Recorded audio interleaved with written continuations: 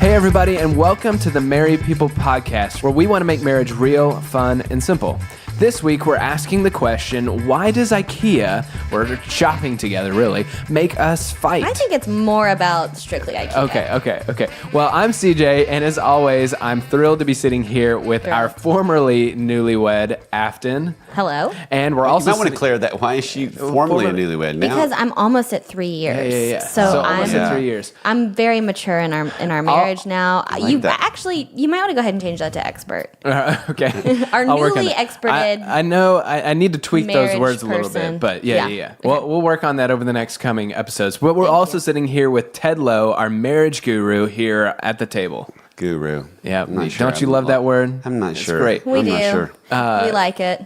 So, IKEA. Why does IKEA always seem to make us fight is really what we're talking about today. And more specifically, it's just shopping together sometimes. Like, surely all of us have experienced the IKEA syndrome, right? Right, Afton? The IKEA thing is like a real thing. Yeah. Well, what is IKEA for those that don't even know what that is? Because it's not a car. Well, CJ, since we're sponsored by IKEA on this episode, IKEA is a don't know if they would want wonderful it. shopping establishment. Okay. No, after we're done, they're not going to want to be their sponsors. I love IKEA. IKEA is You're- basically a giant warehouse, usually 2-story, except the one in Jacksonville, Florida, not 2-story. But the one in Atlanta, Georgia, 2-story. Okay. Beautiful. You walk in, you go upstairs, that's where the showrooms are. You walk through, they've created all these rooms. It's a furniture store. Can look like what your house could look like if you bought their stuff, which I do. And you walk through, you see couches, you see desks, you see chairs, you see home goods, you see kitchen cabinets, you see utensils that you didn't know existed that you need. One thing I bought from IKEA, milk frother. And guess how much dollars it was? How much $1 for a milk frother. All you have to do is put milk in a mug, microwave it, stick the device into the milk, turn it on. Your milk is frothed for $1. It is Wow. cheap. IKEA is also known for their cheap products. Their Cheap, but beautifully designed because they're Swedish, which is why if you go there, you can also get Swedish meatballs for $3. Have you and ever they're actually so eaten good. those Swedish meatballs? Have I ever, CJ? Yes. My college was I'm sorry. 10 minutes away from an IKEA. I went to college in Orlando, Florida. There, also an IKEA, 2 stories, and went there for lunch all the time because it was so cheap and the food was so good because it's Swedish. So here's the thing about Okay. IKEA that I love. So All right, organized. Ted, I'm going to go away for a few minutes. You just let me know when you're you done. may. This is my time to shine. As an Enneagram 1, which CJ, I would like to hear how you feel about Okay. IKEA. Because if you don't agree with me, you're kicked out of the Enneagram 1 club. Okay. As an Enneagram 1, which is the perfectionist, someone that loves organization, loves order, loves structure, IKEA, I walk through the doors, I have so much joy. So much joy. Organizers. Everything's organized. Affordable. Easy to purchase. Everything fits together perfectly. Everything looks so beautiful. Everything is so organized. It's simple. It's clean.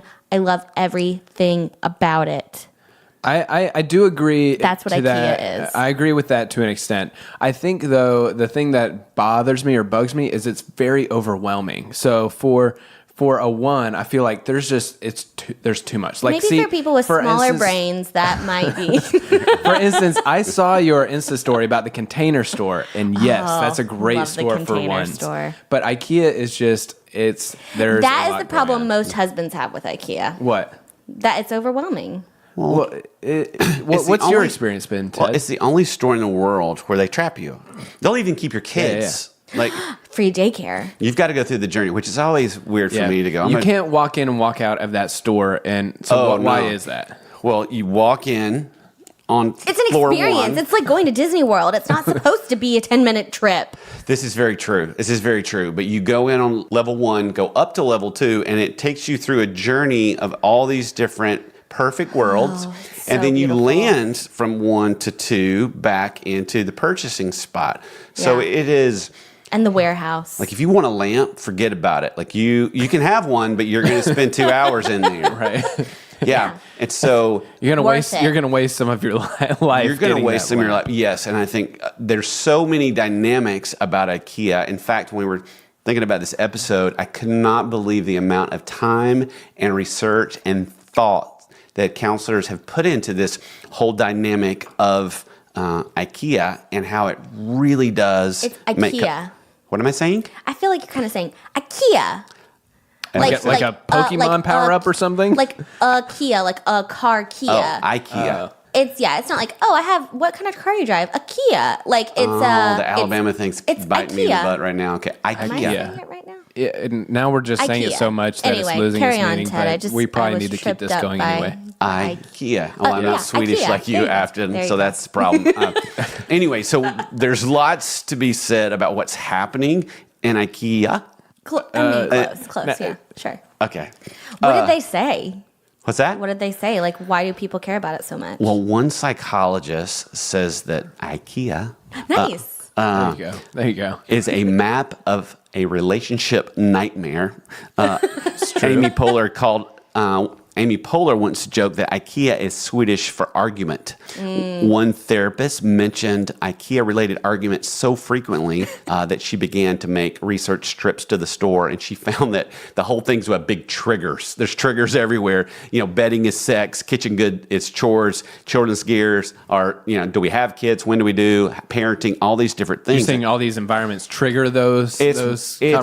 It's everything. I mean, you think about the dynamic of going to IKEA. And one thing that we have not said is, despite the fact that it's affordable and it's beautiful design, and it is, you take it home and you have to put it together. You do have to put it together. And the instructions yourself. don't have any words. They have pictures. Only pictures, yes. And so many times they don't give you all the right parts. In fact, they have this whole section at the bottom that says, take what you need. I know, for free. For free. Instead of like, let's fix the problem. Yeah. Or let's put it in English. Right. Now we'll keep drawing pictures and They're let people figure it out. Go find the screw you need. Here's 25 that we offer. Just take a couple. Just take what we know you want to hurt us, so just take whatever it is that you want. A couple of fights where people start fighting over what's the decision. Do we want this color or this color? It says so much about what you choose. That is true. So like when I'm walking through IKEA with Hudson, it's like, well, do we want a round table or a square table, like a rectangle table? Well, you can't fit as many people at maybe the round table. You can only get so many chairs around. And now you're having an argument about, are we people that entertain? And is that the purpose of our house or not? Totally. That's really what happens there. That's exactly what happens how there. often do you go to IKEA, Afton? I don't know, like every 3 months, probably. Okay, so it's like a quarterly event for you. And Does Hudson go with love you? It. I do try to drag him there. He is like you. He feels very overwhelmed by all of it. And so Ted just mentioned some of the triggers or the things that can come up. So is that what you have experienced, or in what Yes. ways has IKEA impacts us right? because Yeah. That's what I'm getting at. I kind of feel like, again, maybe this is because I'm an Enneagram 1, but when I go into IKEA, I go in for a purpose. I'm like, we need a new dining room table, or we need a chair that goes here. And we only need it to last for 4 months because it'll disintegrate. That is not true. That is not true. And IKEA is not going to sponsor us with that kind of attitude, CJ. I'm just saying you'll Quality probably never hand materials. down that kitchen table. You go in for a kitchen table, and then you see the whole dining room, and you're like, but should we also get a cabinet? And like, because that's going to store all of our stuff, and we really would need that. And then you go in there, and what you went in for, you actually come out with I want to walk out with an entirely new house because Right. I could upgrade everything, and I can see a need for everything in there. So I feel like my issue, and probably my issue, apart from IKEA and just shopping in general, is that I buy in 100% to like every marketing ploy. It's like, wouldn't you like to have your fruit arranged on this beautiful hanging wire basket? I'm like, I would. I do need that. I need it to hang from the ceiling. The one I have sits on a counter like an idiot. Right. I need one that hangs from the Right, ceiling. right. Every Yeah. marketing ploy, I'm 100% in. Well, and it's funny that you say that because one counselor's talking about, she said when couples are navigating the store, they're seeing those perfect kitchens and there's perfect bedrooms, and it leads to this introspective thoughts about their own home and how they live and how they don't measure up to these perfectly staged rooms. And so you walk by and you see these things, you're like, oh, if we had that, Yes. that would make everything better. Well, it's not only a place where, and again, we're talking about IKEA, but this could apply in a variety of shopping situations. You know, in a lot of IKEA places. is unique. It could, is. but IKEA is set up for destruction. Like, You walk through IKEA and they're like, walk into this kitchen. You yourself walk in here. You're in a kitchen that could be yours. so my question for CJ is, Afton says, hey, I get bought into the whole thing. Every market employee is worked on me. What about you? Like, do you see those things and you go, nobody lives like this? Or do you see them and go, oh, I'd love to live like that? I mean, I think it depends. You know, it depends on, you know, I don't walk through and, you know, I assume that Afton is, you know, there's some hyperbole in you want the whole new house everywhere, you know, that kind of thing. It depends on the hyperbole, yes. Yeah. But like if I'm looking for office stuff, yeah, that's, you know, you walk into the office section or something and yeah, like everything looks great and perfect. And what I was going to say earlier is that I think one of the things that makes IKEA stressful, which could translate to other shopping environments, but I do get IKEA as a different level, is that it's just like Terry and I's ideas and opinions are, you know, are clashing, you know, to an extent. And then our ideas and opinions are also clashing with the standard that IKEA is putting out there. So you almost get it from two levels. It's like, you know, Terry and I are wrestling, and then we're wrestling with, like you said, the ideal, you know, office scenario or the ideal kitchen scenario that IKEA has put together that you're living through, which is different from a typical shopping experience, which is like, here's a basket. Do you want to buy it or not? It's here's a basket in the perfect environment, and now your house looks terrible. Yeah. You know? And now throw spender saver into this equation. Oh, yeah. You're walking through there, you see the perfect world. Afton, I'm you. Spender. I'm the spender. That's what it's there for. It's to spend it. Jesus may come back tomorrow. Let's live like that Absolutely. today. I walk through and We'll really be kicking ourselves if he comes back and we don't have that IKEA kitchen. I mean, I see it and I really do go, yeah, my life would feel better Yep. in that room. I'd have less stress. Yeah, and it's so cheap, right? Relatively Yes. speaking, I can have all of this. So, Yes. but you throw the dynamic, couples going in. So why IKEA? Why is it such an issue? Okay, we've walked through the door. We're in this place that we're a little bit trapped in, right? It's options galore. It's going to take a long time. Like there's several different fights. There's the we have different opinions on what looks good and what doesn't. There's the distractions galore. You go in there for a table and all of a sudden you go, wow, we need the whole like mini apartment version, even though we live in a normal size house. There's getting lost, literally. It's so huge, it gets lost. It's really confusing. To get to a bathroom, sort of a big deal. You see all the triggers about the kids things and couples start talking about that and how that functions. One article talked about that you spend much more time in there. So if you've come in there and you're a little bit hungry, then even there's blood sugar issues, if you can believe it. And then there's that one, hey, a lot of times we're going to go on Saturday and someone got drugged there. I'll use a stereotype. You know, guy says, I want to watch the football game of the day. And she says, great. It won't take us but a little bit of time. Now I'm in here and I'm trapped in this place. Are you kidding me? I'm in perfect houseland and I want to be watching the Bulldogs. It's an event. You know, to what you said, we said at the very beginning of the podcast is that IKEAs are primarily in larger cities and larger, you know, metro areas, which is why I was trying to be a little bit more relatable to someone who might not be listening in one of those cities with the shopping, you know, more general shopping. But IKEAs are in these bigger cities, which means, hey, sometimes you have to travel 30, 45 minutes just to get there. It's not Target, which is 10 minutes down the street. It's a whole Disneyland experience. So, So you can imagine if you're not a big shopper anyway, but your spouse, I want to spend time, and they love to shop. Why would you not love to shop with me? Why? You know, this is, and we can dream and we can talk and all those different things. And so I'm the person that likes to look and see all this stuff. Nancy's like, I want to go in, get out. I mean, it's a And total like, don't spend more than we came here to spend. No, and don't keep pointing at stuff. Quit going over in there. No, we don't need to remodel the playroom. We need a pencil. I mean, these are some of the, you know, when you're talking about furniture and, you know, beds and all that kind of stuff, these are some of the bigger purchases you make, you know, as opposed to, other than like cars and that kind of a thing, these aren't, $20, $50 purchases, except the $1, frother? Milk frother, yeah. Frother? Frother, yeah. Okay. Do you and Terry shop at IKEA? How's that going for you? We have in the past. And, we've gone a couple of times. Primarily, though, at this point, we've learned, like, hey, you know what? Terry's going to go down to IKEA, look at a couple things. Great. And that's almost, in a way, her time now. We've kind of decided, like, it's something fun for her. And she'll go and, look and buy some stuff and whatever. And if it's a larger something, then, I'll go. Or if it's a larger something that's like, okay, we've looked at everything beforehand and we kind of have agreed what we're grabbing there or whatever.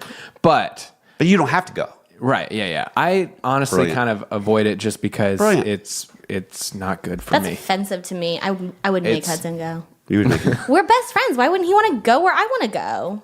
It's going to be fun. We're going to be together. Just come with me. I go a lot of other places Terry likes to go.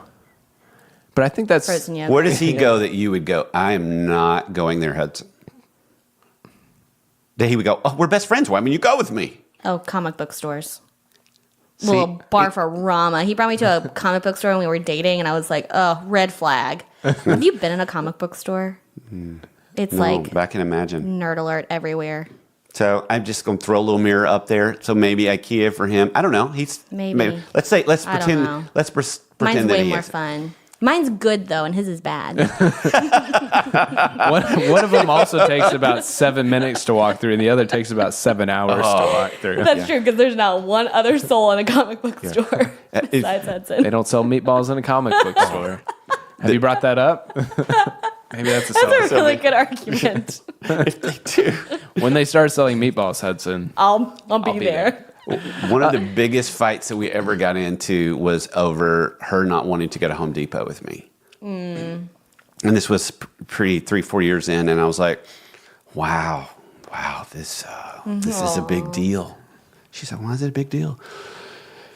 We just don't have any common interests. I just feel like, if we can't go in there, like, dream together and talk about future home and stuff, like, that's scary for me. Yeah. This is what the poor woman dealt with forever. I always have cared about marriage, but this first, it was so dramatic. And she was like, oh my gosh, we should. And now we go, my loving gift to her is that she never has to go to Home Depot. She hates it with her whole soul. So I'm going, and that's the way I think about with IKEA. If you've got one of you that likes it, one of you hates it, I'm with. That is 100% true. That is Terry's gift to me. She's like, she knows I do not like it, and so she'll be like, hey, I'm going down. You stay here. You do your thing. You go to work out in the yard. You go to Home Depot. And hey, we'll reconvene tonight and we'll have a great night because we won't both be going to IKEA together. It is okay to have separate interests and stuff like that. Going, hey, if IKEA is not your jam, then I think you made a great point to say there's this beautiful thing called the interwebs. You go on there and you have a little opinion and you go, I like that table better than that one. So Ted, one option is just you don't go to IKEA together, but that's not really as much the point of this conversation. So bring us back a little bit to IKEA and what is the research that you've done telling you about the dynamic and what's really going on when couples are walking through IKEA together? Well, again, it's a house of triggers, and you're triggered, even from a neurological standpoint. It says the higher brain shuts down, the primitive brain takes over, and there's no organization or reason there. That when people are tired and exhausted and frustrated, their brain's now against them. Their brain shuts down, the primitive brain takes over, and that's why people are arguing and they're fighting. I mean, just from a physical standpoint of, it took forever to get there. I'm in here. I don't want to be in here. Now it's crowded. Now I'm in these lines. And also this whole, you got to realize that the store's just the beginning. And we're going to bring this stuff home and we're about to put something together. That's a whole different topic altogether, putting that stuff together. Well, and you come in with that, and then now it's like, all right, you've got these other roles, and most people probably don't have roles of who's going to put the furniture together. So it's a brand new experience to go, is that you or is that you? And then they give you those ridiculous instructions that are so subjective, and you're fighting over that, and it's like, all of a sudden, do you little things like putting shelves together bring up things like, do you trust me? Yeah. Do you think I'm stupid? Do you think I have no skills? Do you wish your old boyfriend was here doing this with you. So there's these things that come up like, whoa, this is really, really pushing some buttons with that. Yeah, and those small situations. I mean, we've all experienced it. Those little comments like, do you want to come put it together? That kind of stuff are the things that can lead to bigger fights. Like those are the small things that is the triggers that we often don't fight about. Super serious stuff that most of our fights are triggered by those silly things, which we've done a podcast on in the past. Yeah, the putting together part has been so detrimental for so many couples.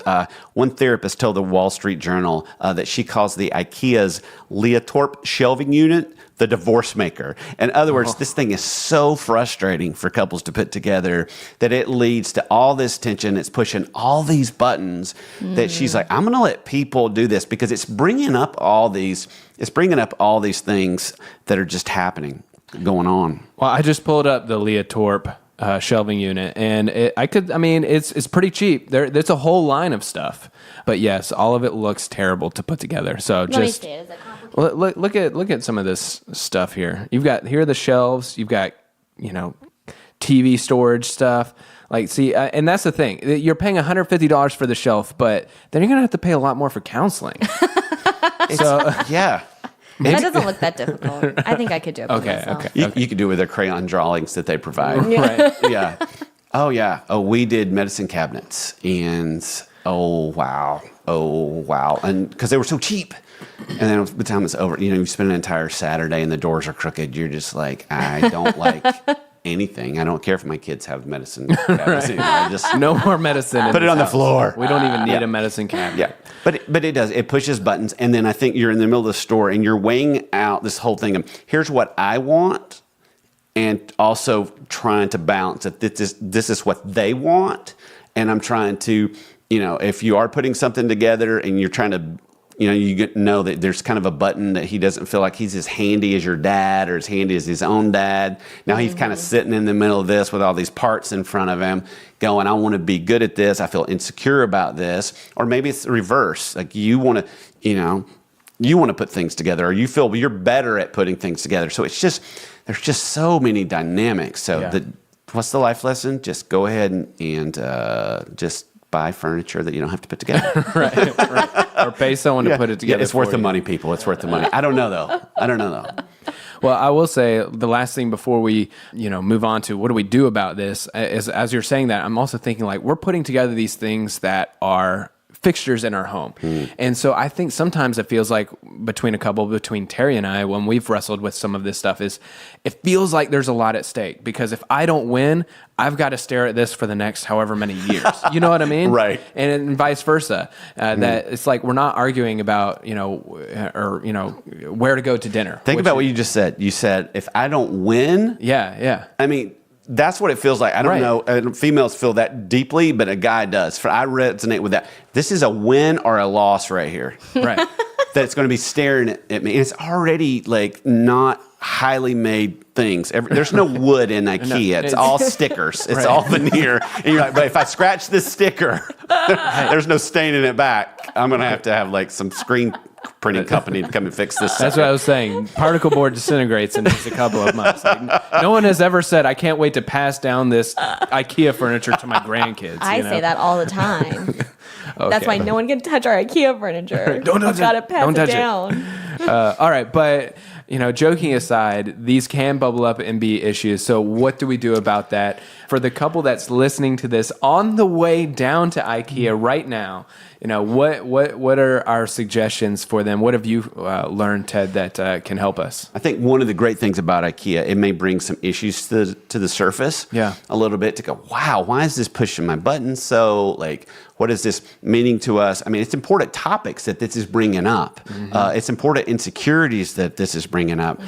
So if we use it for good other than evil, we may go, wait, why did that push your buttons? So, and this is one of those times where, and it's really difficult when you're making purchases to become not selfish. Like it's really, especially if you're a visual person or you're into your house and you want it to be nice, it's really, really difficult to say, I'm going to put your needs ahead of my own, even though I know, quote unquote, the way I like something and see something doesn't feel subjective. It feels like I like it like this. And I like that 100% better than I like that. Yeah. But she likes it 100% more than I do. And so you're in those kind of moments.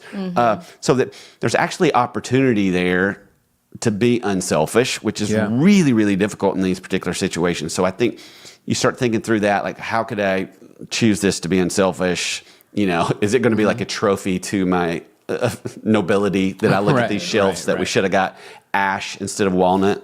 Well, and I kind of like how you were presenting even what you were talking about just before that, is saying like being curious about why these things have come to light instead of automatically being defensive or a win-loss situation. It being kind of more like being curious about your own feelings and being curious about your spouse's feelings, to say like, why is this such a big deal for you to have those kinds of baskets? Like, what about those?